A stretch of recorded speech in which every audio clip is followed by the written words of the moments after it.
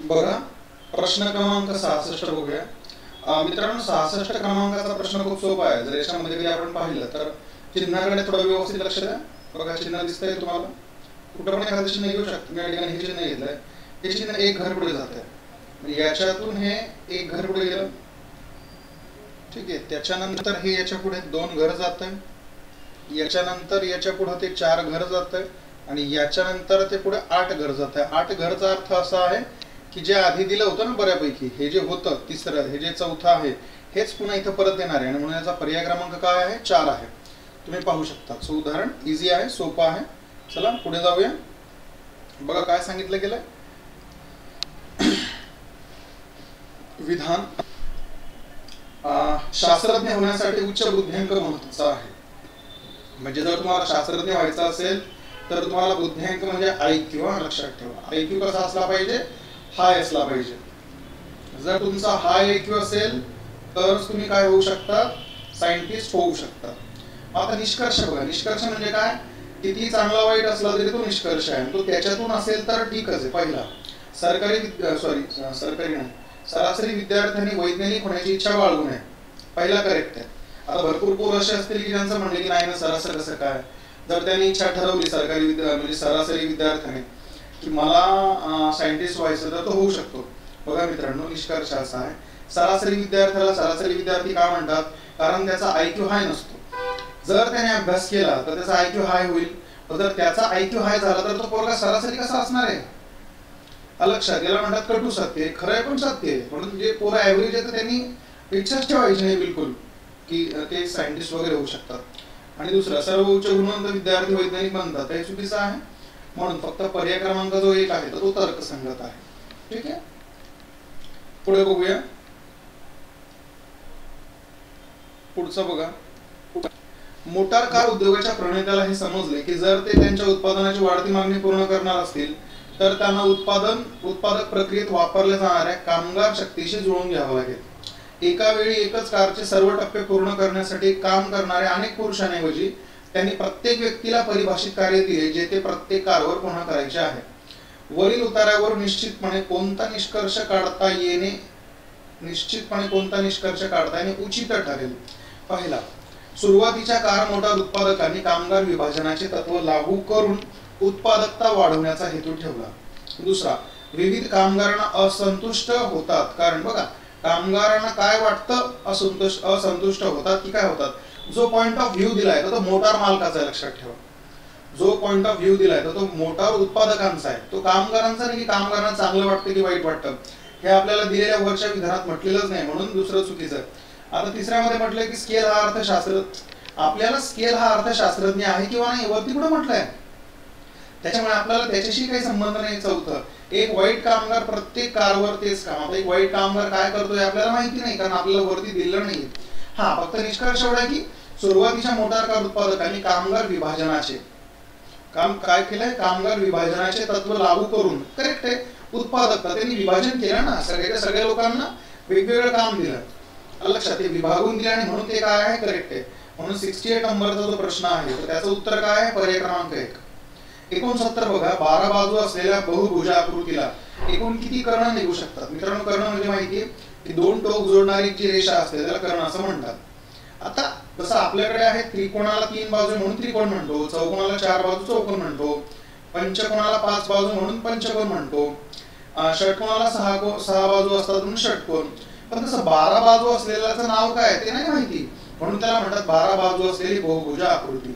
आता कर्ण म्हणजे काय? तर चौकोनात म्हटलं तर बघा 2 कर्ण निघतात. इथे किती कर्ण निघतायत? आपण याला कर्ण असं म्हणतो.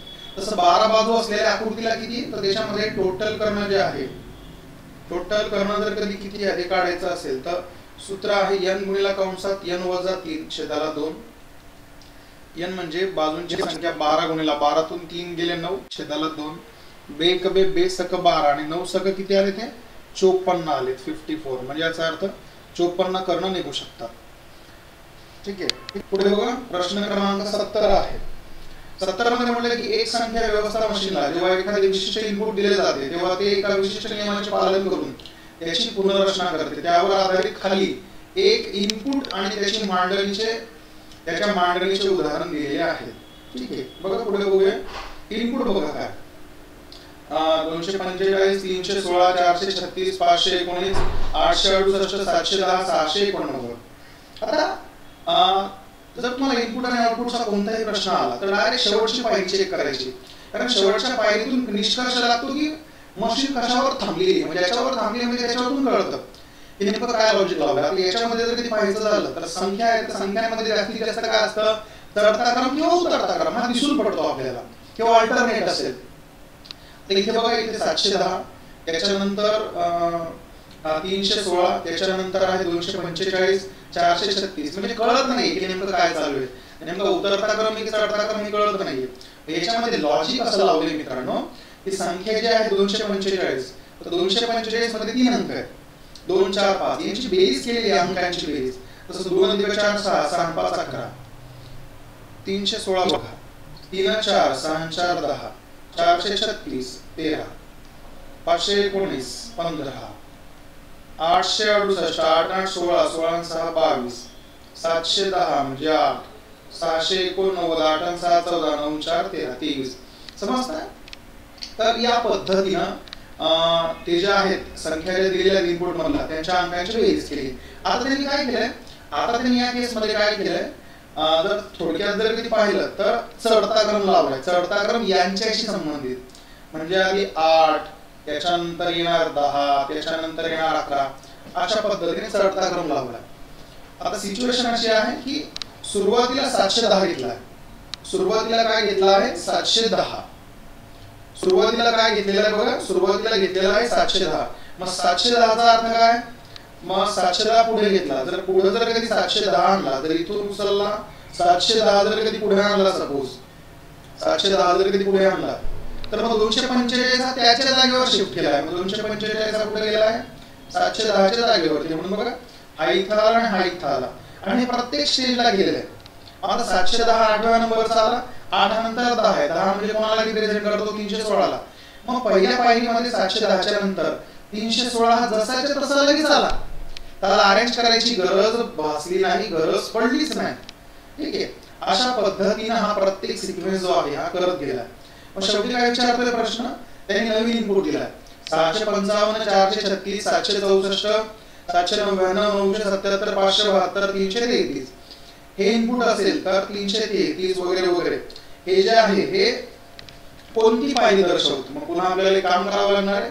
सो एक छोटंसं काम असेल, हे जे दिलेले आहेत मित्रांनो, तुम्हाला याच्यावरती पुन्हा नावं द्यावं लागतील. बघा 3 3 3 म्हणजे 9 आलं, 6 4 10 3 13, 7 आणि 5 12 13 14, हे आलंय 16, त्याच्यानंतर 977, 9 7 16, 16 अधिक 7 23 येतात, हा येतो 6 4 10 17, 9 अधिक 9 18, 18 आणि 7 येतात 25.